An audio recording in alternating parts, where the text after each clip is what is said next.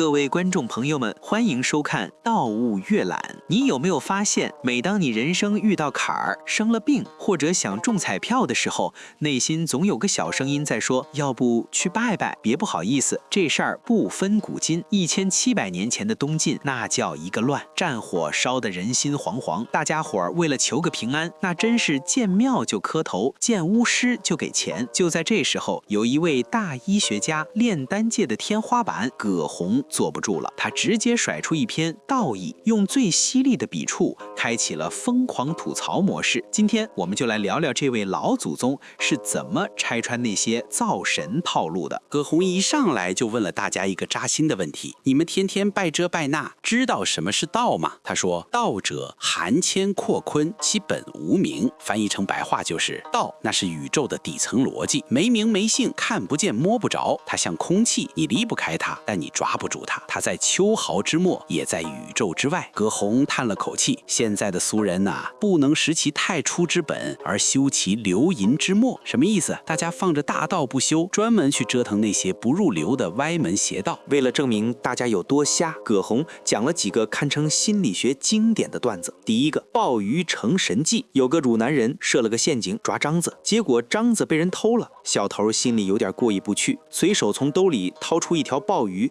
放陷阱里了。主人回来一看，傻眼了，我抓的是走兽，怎么变海鲜了？这一定是神计。于是全村出动，盖庙立碑，号称鲍军。几年来香火不断，有人病好了就说是鲍鱼显灵。直到7、8年后，那个放鲍鱼的哥们悟过，大笑一声：哪是我钓的鲍鱼？大家才散了。观众朋友们，这说明什么？说明很多时候你拜的不是神，是你脑补出来的巧合。还有那个食人擦手，一个老太太把买来的饼放在石像头上，忘了拿，路人一看，哟，石像长饼了，这石头有神力。于是大家疯了似的去摸石像，头疼摸头，腿疼摸腿，甚至摸完石像再摸自己。葛洪冷笑道：你们这哪是在治病，这是在搞交叉感染呢。葛洪通过这些荒唐事想告诉我们，福非足弓所请也，祸非银寺所攘也。福气不是靠你低三下四瞧来的，灾祸也不是靠烧香能挡住的。如果烧香能延寿，那富翁不都成了王母娘娘了？我们讲了民间自发的迷信，这一段葛洪要带我们去看看那些专业割韭菜的妖道。大家听过李八百吗？这在当时可是顶流，粉丝遍布大江南北。葛洪为了拆穿他，差点把底裤都给扒了。这个李宽自称是800岁的神仙，人称李八百。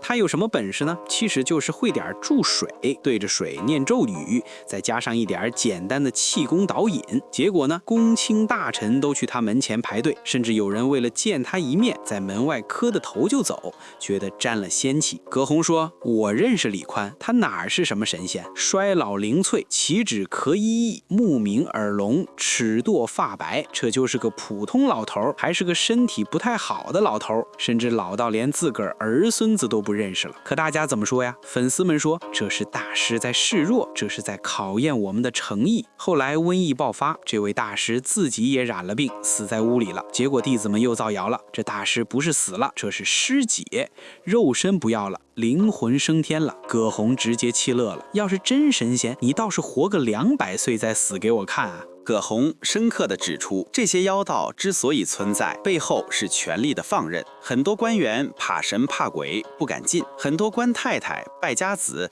又是这些道士的铁粉。这些人聚集在一起干什么？召集奸党，称和逆乱，以归财力，钱帛山籍。他们穿的比王公还华丽，家里妓妾成群，甚至养着刺客。这哪是修道？这分明是打着神灵旗号的黑社会团伙呀！葛洪在这里提出了一个惊天动地的观点：命在其中，不系于外。你的命掌握在你自己手里，在你的修养里，不在那些所谓的大师手里。讲了2段的批判，大家可能会问：葛洪老师，你这也不让信，那也不让信，那咱们这渺小的人类遇到大灾大难怎么办？难道等死吗？这一段葛洪给出了他的终极方案：硬核自救。葛洪说，最好的求神其实是扫敌右目，收之以正。你每天早起早睡，不乱发脾气，不动歪心思，不暴饮暴食，这比烧1万吨香都管用。他认为很多病其实是自己做出来的，劳役过度而岁首以请命，当风卧尸而谢罪于灵疾。你天天加班熬夜，完了去求神保佑身体健康。你大冷天光着膀子睡觉感冒了，去骂鬼神作祟，鬼神表示这锅我不背。在道义的结尾，葛洪面对了一个最刁钻的提问：葛老师，有些人一辈子不信佛、不求仙、不吃药、不锻炼，照样平安长寿，这你怎么说？这个问题在今天也常被用来反驳科学。你看那谁抽烟喝酒烫头，活到99。葛洪的回答展现了极高的理性思维，他把长寿分为3种情况：阴德、善行、社会学解释。虽然葛洪也提到了福报，但如果你深读，你会发现他讲的是一种环境安全。一个乐善好施、心态平和的人，不容易和人发生冲突，减少了被砍风险；心态好，不容易诱发心脑血管疾病，减少了暴毙风险。寿命本长，基因学解释。葛洪承认，有些人基因就是好，人家天生抗造，这是爹妈给的，不是求神来的。幸而偶免，概率论解释，这是最精彩的一段。葛洪说，这就像打猎，猎人扫荡过森林，总有几只鸟没被射中；大火烧山，总有几棵草没被点着，这叫移禽脱寿。如果你因为看见了一只逃脱的鸟，就觉得躲箭矢没意义，那你就是逻辑崩坏。葛洪由此推导出了他的风险对冲论。葛洪说：“夫除甲胄，蓄缩力者，盖以为兵为雨也。储备盔甲是为了防备突发的战争，储备雨具是为了防备突降的大雨。如果我们一辈子运气好，没打仗也没下雨，那盔甲和雨伞确实是累赘。但是在这个充满变数的世界里，你能保证一辈子不下雨吗？当识时务合时，穿甲的人和裸奔的人生存率是天差地别的。当红雨合晴时，有雨具的人和陆力的人状态是截然不同的。”葛洪在这里把修道、养生、方术，这里指代知识和医学，定义为一种确定性的努力。他告诉我们，当视我之不可侵也，无视鬼神之不侵我也。这简直是生存哲学的金句。不要寄希望于环境、鬼神对你温柔，而要让自己甲胄变得强大。你学知识是为了在经济寒冬里有饭吃，你锻炼身体是为了在病毒流行时有抗体，你修养心性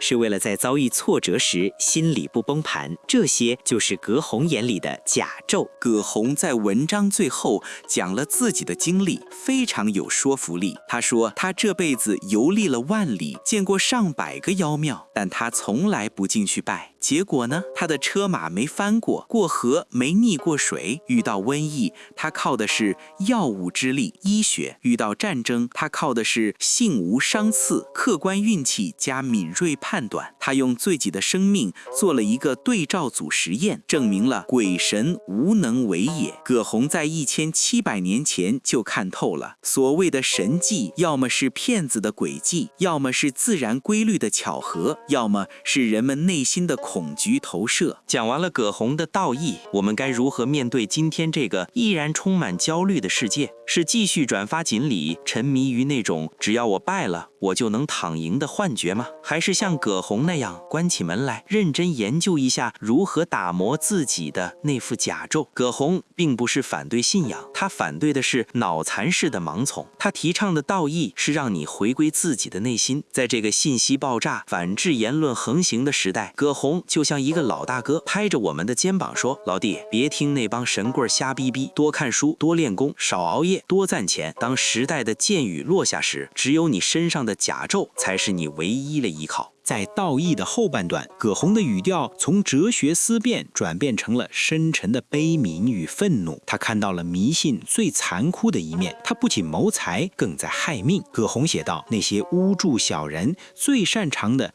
就是妄说祸祟。当一个家庭遭遇重疾、生死垂危时，巫师就会跳出来，指着某个虚无缥缈的鬼怪说：“你这是冲撞了哪尊神，得花大钱办仪式。”大家想一想，那是未晋时期，老百姓本来就穷得揭不开锅，为了那点虚无缥缈的希望，他们会干什么？葛洪记录了一个让人心碎的链条：富士竭其财储，有钱人家把积蓄花光，贫人甲举被息，穷人去借高利贷，利息翻着番的滚，田宅割裂以弃尽，把祖传的耕地老房子全卖了，且贵倒庄而无余，家里翻箱倒柜，连一粒米、一件破衣服都不剩。最讽刺的是什么？葛洪观察到了一个幸存者偏差的极端版本。如果病人偶然自己好了，自愈，巫师就说这是神的恩赐，功劳全是他的；如果病人死了，巫师就拍拍屁股说这是鬼神不肯赦免，心不诚，没办法。这就是典型的稳赚不赔买卖。葛洪感叹，那些侥幸活下来的人，家产已经清空，最后只能冻死、饿死，甚至被迫去当强盗，最后丧命于刀剑之下。这一套迷信流程下来，本质上是对社会底层的一次绝户往事的收割。作为一代宗师级的修仙隐士，葛洪在文中提出了一个非常超前的医学观点：很多病是人为的，治疗必须靠物理。他列举了那些让他哭笑不得的治病原因：劳役过度累出来的，当风卧尸，睡在阴冷潮湿的地方，饮食时节，吃坏了肚子，或者暴饮暴食。葛洪愤怒地质问：垂耳之体，自疑自患，天地神明何能济焉？你自己不注意卫生，不好好休息，把你这弱小的身体折腾坏了，天地神明怎么救你？你宰掉成群的牛羊去祭祀，对你体内的炎症和病毒有什么补益？他提出了明德维新和药食之救。他认为生病了就该找医生药食，平时就该修养品德，节制欲望，明德。在那个连细菌、病毒是什么都不知道的年代，葛洪已经敏锐地意识到环境、行为与生理健康之间存在着严密的因果链，而迷信最邪恶的地方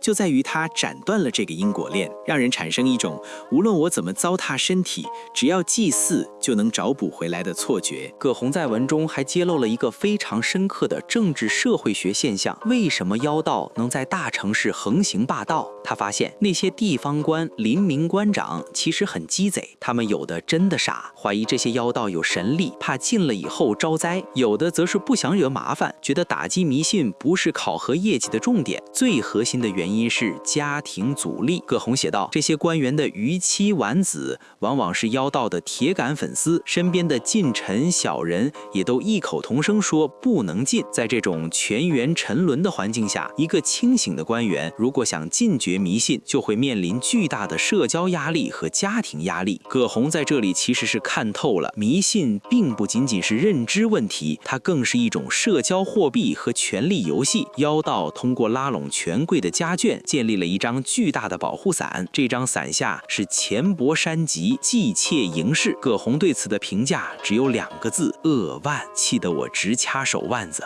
好了，葛洪的道义到这里就进入尾声了。我们今天洋洋洒洒解说了这么多，到底能带走什么？如果我们只把这篇文章当成古人的吐槽，那就太可惜了。葛洪在1700年前面对的是战乱、瘟疫和妖道，我们今天面对的是财源、内卷和各种包装成成功学或灵性觉醒的新型迷信。葛洪给我们的3条锦囊：第1条，警惕任何形式的简单归因。如果有人告诉你，只要你买个挂件、转个锦鲤或者信个什么大师，你的所有问题都能迎刃而解，请立刻想起葛洪，记住那条鲍鱼，记住那个食人，所有的神迹都是概率论在给你开玩笑。第2条，命运的本质是风险管理。别再问为什么坏人长寿，好人早逝。在这个不确定的世界里，你要做的就是像葛洪说的那样，除甲胄，蓄所利。你的健康习惯、你的职业技能、你的情绪控制能力，就是你的甲胄。他们不能保证你100%没问题，但他们能在箭雨落下时保住你的命。第3条，求神不如求己，求己不如修心，命在其中，不系于外。当你的内心变得淡泊、理智、充满正气时，那些低级的骗术就无法动摇你，那些无谓的焦虑就无法击垮你。葛洪这个老头活得明白，活得通透。他用一篇道义给那个混乱的时代点燃了一盏理性的灯。今天这盏灯传到了我们手里，在这个世界上最灵验的神，其实就是那个不断学习、保持自律、永远清醒的你自己。好了，本期解读到此结束。如果你喜欢这种解说，请点赞关注，支持我们挖掘更多像葛洪这样的人间清醒。我是道悟阅览，带你读懂古人的生存智慧。我们下期再见。